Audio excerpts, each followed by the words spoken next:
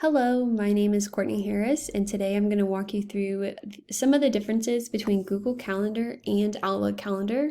At the end of the video, I'm going to show you how to create a new Google Calendar and how to create an event. Google Calendar lets users keep track of important events, share their schedule, and create multiple calendars. It can be accessed through a Google account on a web browser, and it is also available in an app. Outlook Calendar allows users to create appointments and events. They are able to organize meetings, view group schedule, and much more. Outlook Calendar fully integrates the user's contacts and emails. While these calendars do have many similar features, there are some also important differences. The biggest difference I would say is that when you are creating a Google Calendar, and you're scheduling something on there, it's called creating an event, while Outlook Calendar, you're scheduling a meeting or an appointment. Google Calendar, if you have to change the owner of the meeting, so if they're no longer available, all you have to do is change the owner, edit the event, and change the owner. If that same situation happens in Outlook Calendar, you would have to transfer ownership of an event by deleting and then recreating the event. You are able to create one-on-one meetings or book available slots on Google Calendar. I think this would be really helpful for in education. If someone holds office hours, they're able to put those times available, and then there's a professor can put those times available, and then students can come in and sign up for a time that works best for them. I think it would also work in the corporate setting because a supervisor could put those bookable appointment slots up on their calendar, and then the people who report to them can pick a time that works best for them during the week to have that one-on-one meeting. However, on an Outlook calendar, there's no difference between scheduling just a meeting or an appointment or scheduling a one-on-one meeting. On Google Calendar, you add groups or guests to the event details, while on Outlook, you add it in an email invitation. Google Calendar allows you to see if people are available and you're allowed to choose from suggested meeting times. So it will see when the participants are mostly available, and it will suggest a time for everyone to meet. On Outlook Calendar, you are able to see if people are free or busy, and you are able to see their upcoming schedule to schedule those times, but it would not suggest a meeting time for everybody.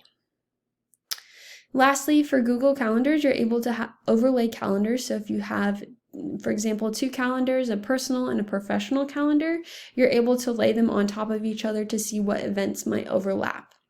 However, on an Outlook calendar, you're only able to view the calendars side by side. So this is going to be our calendar view for our Google Calendar. And then this is our calendar view for our Outlook calendar. I do want to point out just a couple of features.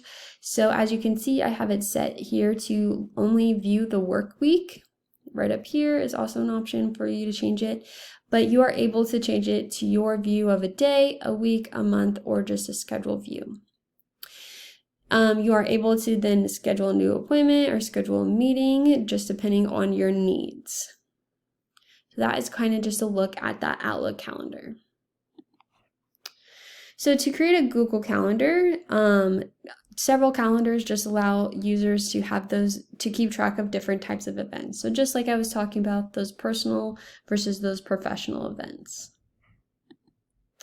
So to create a Google Calendar, you have step one, you're going to go onto your computer and open a web browser, and then click those 9 little dots in the corner and open the calendar. Step two, on the left hand side of your screen, you'll see something that says My Calendars, and then all the way at the bottom of all the calendars is going to be Other Calendars, which will have a plus button. You're going to click that, and then you'll click Create New Calendar. Step three is to add a name and a description. And then finally, step four is to create that calendar. I just want to note really fast that users can only create a new calendar from the web browser. So you are unable to create one from the app, only the web browser. So I'm going to go ahead and show you how to do that. So I'm going to go ahead and click that plus button. For a new tab, I'm going to click my Google Apps or those 9 little dots and click Calendar.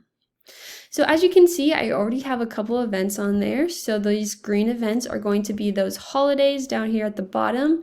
I can unclick this check mark, which will take them off. You also see kind of a personal one, which I'm going to go ahead and take off as well. So I'm going to go ahead and create a new calendar. So I have my calendars, and then here's other. Click the plus, create new calendar, and then I will just label this professional. I'm going to go ahead and leave the description blank, but I'm just going to go ahead and create my calendar from there. Now that it's created, I'm just going to click this back arrow, and there we have it. So I'm going to go ahead and uncheck some of these. I already have a professional one. I'm going to just uncheck all of them and only focus on this one. I'm going to change the color to pumpkin. So to create an event, I can come over here and click create. There's that event. I'm able to create and then invite other people. So I would just click that. And then I would add a title of meeting with supervisor. And then I'm able to add that time.